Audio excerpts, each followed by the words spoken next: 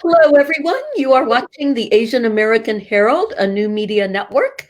This show is being aired via live stream on Facebook, and a recording will be available afterwards at our Facebook page, Asian American Herald. Excuse me. Speaking of dry throats, my name is Himanee Gupta-Carlson, and I'm a professor at Empire State College in Saratoga Springs, New York, as well as a community-based farmer and writer. I want to open our show tonight first by offering respect to the Haudenosaunee, the people of the Longhouse, who are the original caretakers of much of upstate New York, where the Asian American Herald is based. I also want to acknowledge the power of yesterday's peaceful inauguration of Joe Biden as the 46th president of the United States and of Kamala Harris as the nation's first Madam Vice President. Harris, of course, has Tamil and Jamaican blood running through her veins. She is proudly Black and she is proudly Asian American. She represents the kind of multiracial alliances we need right now as we continue to grapple with so many issues: the COVID-19 pandemic, racial profiling, climate change, and white supremacy, to name just a few. And here to kind of touch on some of those topics tonight is our guest, Fatima Naqvi. Fatima is a young woman who, like yesterday's named poet laureate, Amanda Gorman, has a great vision for the world. Fatima immigrated to the United States from Pakistan at age 13. And is that correct? Yes. And spent her teen and adult years in New Jersey. She studied political science and economics at Rutgers University and graduated with her bachelor's degree just 2 years ago in 2019. And while at Rutgers, she received the honor to participate in the university's MARC Leadership Conference, where she delivered a very, very powerful TED Talk style speech. So Fatima, welcome to our show. Thank you so much. So excited to be here and for our conversation today. It's a pleasure to have you, and I really look forward to talking with you. So I do want to talk a little bit about your background, but before we do so, I actually was wondering if you might be willing to just recite some of the talk you gave at the MARC conference, maybe just right from the beginning. Of course. So this talk that I gave at the MARC conference was about the idea of home, and I had wanted to talk about what that meant for me. So I'll share the beginning of it. Home, a place of love, comfort, security, familiarity, emotional connection, family. A feeling of belonging, a permanence. A place that contributes to our identity through culture, religion, values. A place that makes us who we are. Almost 10 days after my 13th birthday in December 2010, my family and I immigrated to the US from Pakistan. Our immigration visa had been in process for 14 years, so naturally, after all those years of living a temporary life in Pakistan, a life that involved constant planning for our move to this country, I was thrilled to hear that we were finally going to get the permanence we didn't think we had in our lives.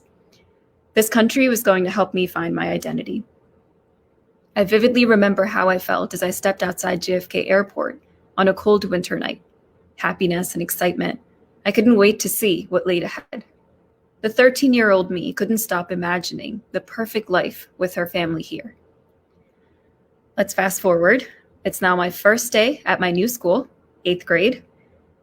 I enter the door with more enthusiasm than I've ever had for school before. The guidance counselor gives me a tour of my classes. I see people walking around in the hallways. The more I walk around the school, the faster that spark in me dies. I don't see myself in those hallways or those classrooms, those teachers, that surrounding. Nothing really feels familiar. Thank you for sharing that. And that is just the beginning of a talk that actually evolves and follows a really nice narrative line. If we have some time in the show, we might be able to return to it. Otherwise, viewers, I really encourage you all to look it up. It's readily available on YouTube under Fatima's name. So one of the things that struck me when I was listening to the speech for the first time was that long wait that immigrants of the early 20th century faced to come to the United States. Mm-hmm. You know, and it always reminds me of how different it was when my parents immigrated from India in 1961, and how, you know, the wait was probably a matter of months, not really a matter of years. Wow. And so I actually am really curious, why were your parents so willing to take that step and wait? And what was the America that they were envisioning? And maybe what was the America you were envisioning? Yeah. I think for the first half of that question, there's really two big reasons that come to mind when I think about why my parents were willing to. It was a 14-year long wait, but they were, you know, education has always been very important to both my mom and my dad. And when you're living in a country like Pakistan and you have the opportunity to raise your children in the US, and to have them go to university in the US and world-class higher education, the opportunity that you have here is what my parents really wanted to avail. And the other reason is family. My entire family was here. My grandparents were here, aunts and uncles were here for 20, 25 years before we came. It was important to my parents to raise us in an environment that was surrounded by family. And so, you know, they waited 14 years, and we eventually ended up moving here. As far as their vision of America in their mind while we were still in Pakistan and mine, I always remember it being a very, very positive and excited narrative whenever we talk about it. You know, I think we were coming from a small town to this country that from the outside made us feel like the opportunities really were endless. And they really, truly are. And that's not something that we take for granted, any of us. But that's what we had envisioned. We had envisioned growth, personal and professional growth, and the opportunity to meet new people, to network more, to be able to meet all our goals that we all had in mind, really. Is what we had envisioned. And it's just so interesting to me that your entire life in Pakistan was about waiting to come to America. Yes, very much. Yeah, I mean the groundwork was laid even before you were born, and then here you are, you land here, and you are kind of faced in this space where you realize nobody looks like you. Right. You talk about this a little bit further in your in the talk that you did, but I guess maybe I'm curious, maybe if you could just talk to us a little bit about that, not seeing your face, how in the schoolway, in those hallways, you know, what was the realization and how did that impact you? Yeah, I think now that you bring that up, actually, very recently I had come across this journal that I used to write when I was a middle school girl in Pakistan. And I was reading through it, and I think my thought process then was just wanting to be surrounded by different people and people of different background. And America, or moving to America, really excited me for that reason, because I wanted to be around new people. But I think when you're in that situation and when you've just walked into your new school and you realize that the whole environment is different, you know, something about it makes you feel like you are the other person and not really part of the crowd there. And I think that's an instant realization. The second that you're, you know, in that crowd, something about it made me feel like I was just very different.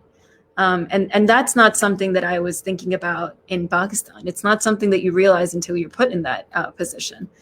So what I mean when I say that I didn't see myself in those hallways or those classrooms is just the fact that I was just very different. I was brought up differently.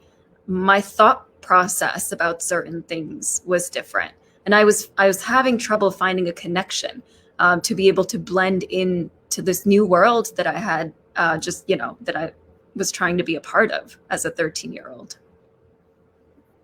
I had almost the opposite experience because I was born and brought up in the United States. Okay.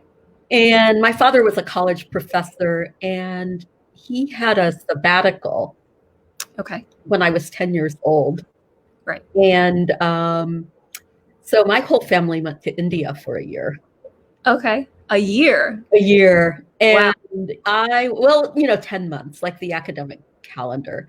Right. And my parents put us in what's called an English medium school. Mm-hmm. And we joined midterm. And I'm kind of guessing maybe you joined your school midterm? Yes, I did. Yeah. And for me, it was like everybody looked like me. And that was very disconcerting because I did not feel like them, even if I looked like them. Right. I was so used to looking like nobody else. Yeah. It was really unsettling. And, it was little things like lunch coming in tiffins instead of lunch boxes. And the teacher handing out bananas. Oh, wow. They did that. Back in the 70s, they did that. Yeah. So I'm just curious now, did you feel like there was a similar disconnect in other things, the way that maybe your thought process worked versus the way theirs worked, and you had a disconnect with those students as well? Yeah, absolutely. It was so many different levels. It was dress. It was, I liked to play sports, and the girls there did not play sports. Mm-hmm. Yeah. It was accents. Yeah. And it was, I did not know Hindi, and we were actually living in Baroda, so Gujarati was the main language, and I did not know Gujarati either. So that was, and the English, I had American English. I didn't have the Indian English. Yeah. It was very different that way.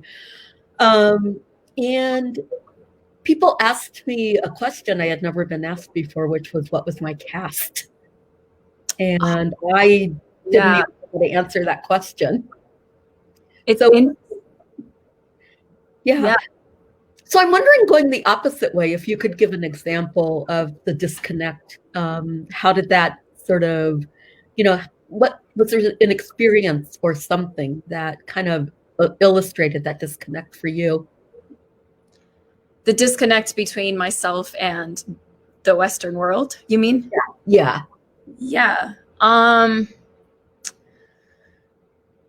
I think very early on as a 8th grader in New Jersey, I think the disconnect lied in simple things like the fact that no one really knew how to say my name right.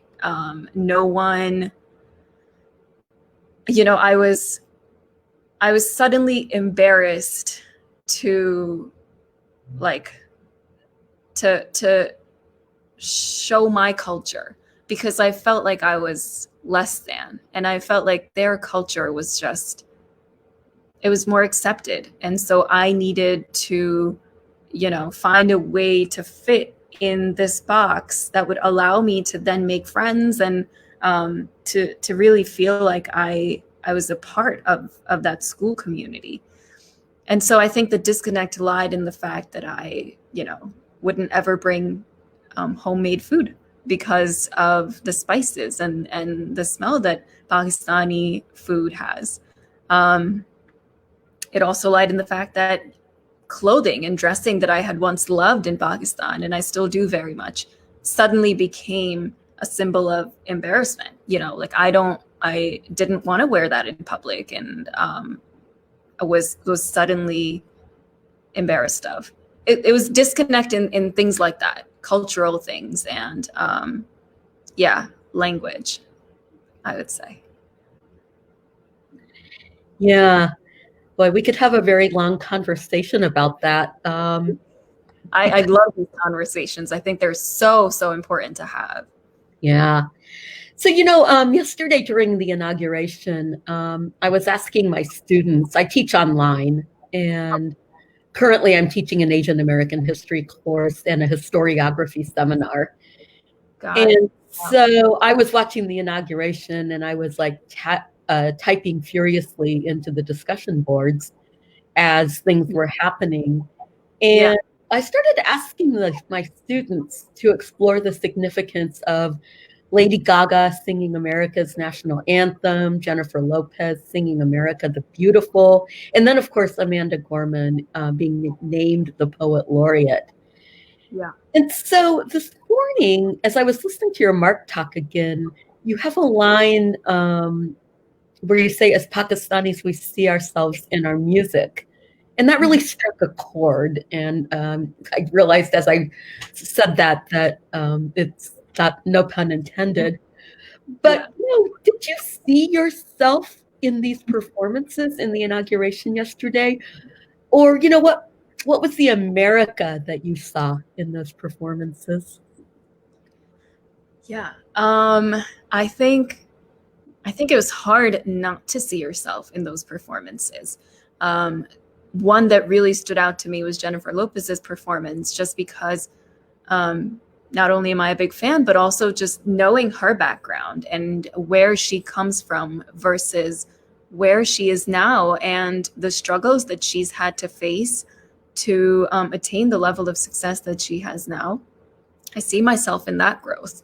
I think as someone who left a comfortable lifestyle in Pakistan to come here with her family and restart life here again and start from scratch, especially for my parents.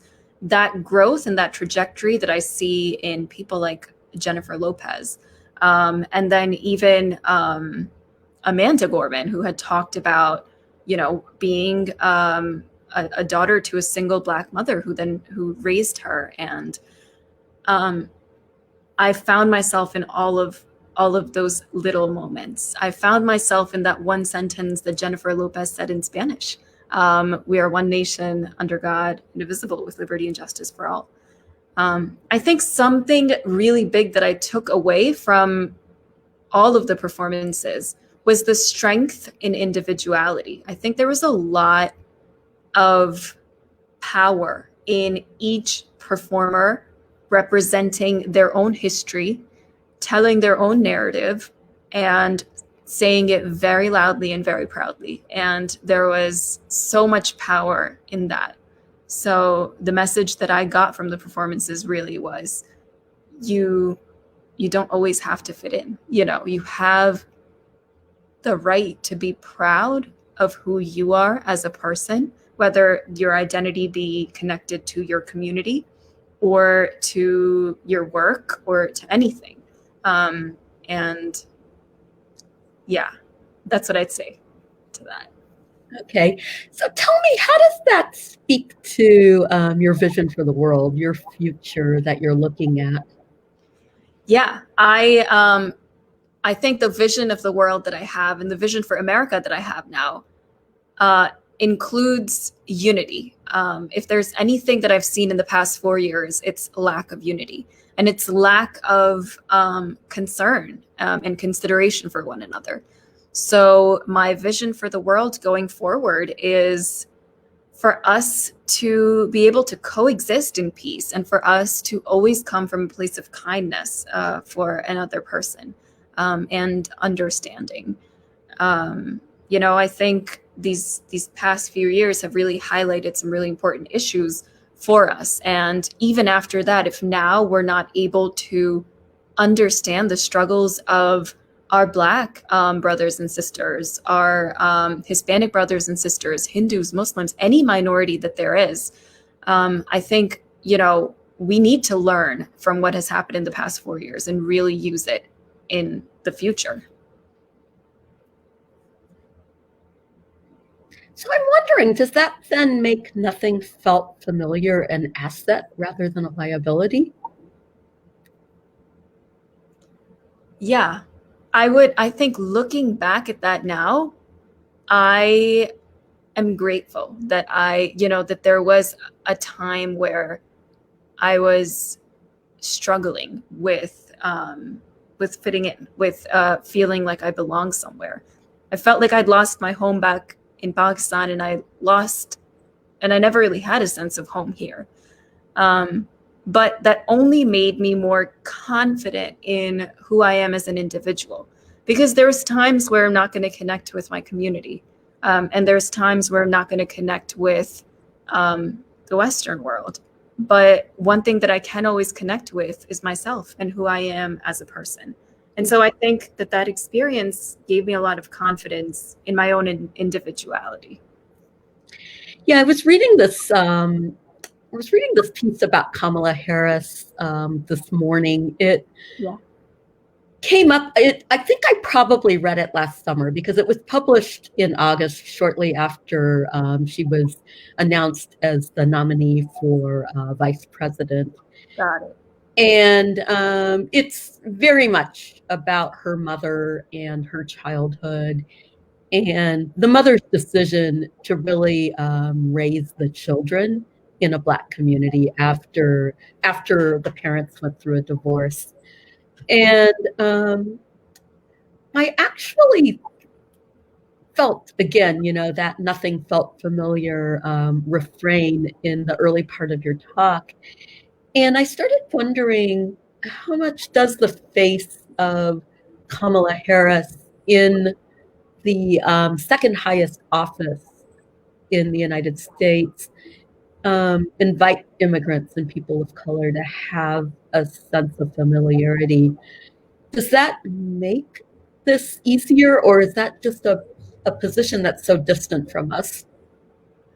It 100% makes it easier. I don't think, as a political science student at Rutgers University, to be very honest with you, it was a very non-diverse, very white department. So the faculty members were all white men. I don't ever recall actually having a female professor, and never a female professor of color. And the classrooms were always, I would say maybe 80% white male. So as I was going through college, I don't think that, what you just said, I think an office like that felt very, very distant. Even, running for Congress and having a seat in Congress felt very distant. But this changes everything. I think the fact that Hillary ran changed a lot for me. I think that was very monumental, because just the fact that she was running and she was up there on the stage debating against Donald Trump, and she, won the popular vote. Things like that gave me, to this day, they give me a lot of hope. What is limiting us? There is nothing that can stop us from the highest of the highest offices and positions, and being able to have an influence in a country like the United States of America. So Kamala Harris being vice president it's amazing. It inspires me. It makes me feel like there is no limit to me and any other Black or brown woman out there who hopes to make it in politics. Yeah, there's this theory. It's called, I think it's called windows and mirrors. And it's sort of like, it's applicable to children's literature, but I actually think it crosses many other spheres beyond children's literature. And it's that, for young people to thrive, they need to have windows into worlds that are different from theirs, and they need to have mirrors into individuals that resemble them. Wow. I love that. So true. Yeah. And so along those lines, one of the things that this election really revealed was the power of Asian Americans to really make a difference. There were huge voter registration efforts. There were huge get out the vote drives, and there was a lot of lobbying just to get Asian Americans to come out in large numbers. And, I know this because I'm also a political scientist. And while I wasn't I did work some phone banks, but I wasn't quite as active as many of my colleagues were in really mobilizing the Asian American vote. But I wonder, were you able to vote in this election? Yes, this was actually the first time in my life that I was able to vote because I had just gotten my citizenship before the election, and so I was of age. So yeah, I did vote. Okay, that's excellent. So it's great that you were able to vote. And so, what were the stakes like as you walked into that voting booth, whether it was on election day or whether it was early voting or whatever? What were the stakes? I think for me and my whole family, we were all voting for the first time in the U.S. Did As you I go, did you go vote together?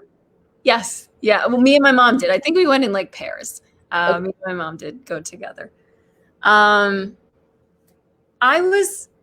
It was very significant, not just because it was our first time voting, but because we had we had seen and felt violence like we hadn't seen before at all.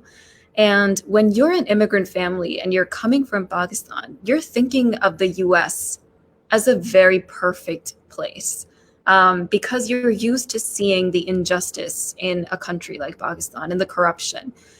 But then I think the months leading up to the election, so much had happened. And as a Muslim family, we were there was a lot of fear even in our house. I remember that my dad, I think, was out late at night, and this was just when the George Floyd thing had happened, and we live in a very white neighborhood. I just remember being scared for my dad. Like I remember praying for him and just wanting him back home. And so this election really represented that. It represented us all wishing for peace and safety for everybody. Yeah, and just being for everyone to be as valued as you know any other person is. I think that's what we had in mind as we were going in to vote. Yeah. And so did you so then there was an election Yeah. there after several days, which Yeah. usually happened. There was a winner declared. Right. And then there were numerous efforts to discredit the vote, Mm-hmm. and many, many lawsuits, all of which were rejected, and kind of a last minute coercive effort to try to get one state to find some extra votes. Mm-hmm. And then there was violence. Yeah. And I'm just thinking, going through all of that, what did yesterday feel like after all of that? I know what it felt like for me, but I want to know what it felt like for you. Yesterday felt like I think it represented hope. There's narrative of a lot of people saying that this is it, we've won, and better days are here. But I think the truth is that there's a lot of support for the opposite side, obviously, and I've experienced that, and I'm sure you have, and everybody has. The fact that there are people that truly hold really strong opinions that that very much are aligned with Trump's thought process. And so I don't think yesterday, for me, felt like a win because there is so much to do to rebuild this country. But it did feel like a lot of hope. And I just, that's what it represents for me. The fact that there is going to be work done now to fix what has been broken in the past. Yeah. For me, it felt like turning the corner of a very debilitating disease. And Yeah, very much so. yeah, that the fever broke. It doesn't mean that you're strong enough to get out of bed and start walking around and going back to doing your life as you did before. Yeah. But it did feel like the fever had broke. And it was such a very gentle, loving ceremony. I've Yes. taught the inauguration every year since 2009. And Wow. so I sort of feel like I've paid, I have a little bit more memory than maybe some others. And so I feel like I paid particular attention. And so that was kind of really what I took away from this one. It was a very loving, caring, peaceful, non-patriotic, there's Yeah. to be done kind of message. What was, I'm curious now if you had a favorite moment from the ceremony yesterday.